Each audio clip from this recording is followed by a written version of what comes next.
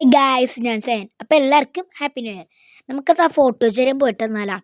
Photo ശേരം കാഴ്ചകളൊക്കെ കണ്ടേ. അപ്പോൾ നമുക്ക് നേരെ വീട്ടിലോട്ട് പോവാം. ഭയങ്കര ട്രാഫിക്കാണ് കേട്ടോ ഗൈസ്. ഫോട്ടോ വെച്ച് ഇത്തേരെ ഫേമസ് ആയിട്ടുള്ള ജനങ്ങളുടെ ബിനാലെ സ്ഥലത്തിൻ്റെ കാഴ്ചകളാണ് നമ്മളിനി കാണാൻ പോകുന്നത്.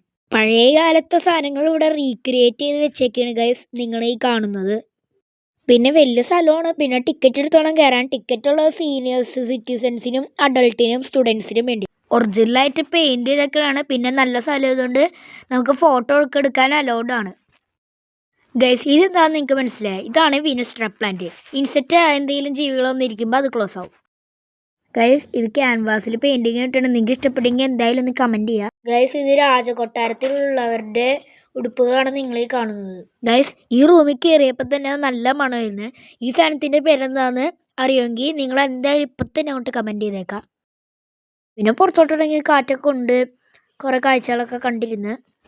പിന്നെ കടലൊക്കെ കണ്ട്, ബോട്ടും കുറേ കാഴ്ചകൾ. പിന്നെ അതിൻ്റെ ഇടയ്ക്ക് ഒരു ജെല്ലി ഫിഷിനൊക്കെ ഉണ്ടായിരുന്നു. സത്യമായിട്ട് ഗൈസ് വീഡിയോ എടുക്കാൻ പറ്റിയില്ല. സത്യമായിട്ട് ഞാൻ കണ്ടായിരുന്നു. പിന്നെ ഗൈസ് ഇത് വലിയൊരു ബോട്ടുണ്ടാവും. അതിൻ്റെ അടുത്ത് തന്നെ ഷിപ്പ് യാർഡ് ഉണ്ട്.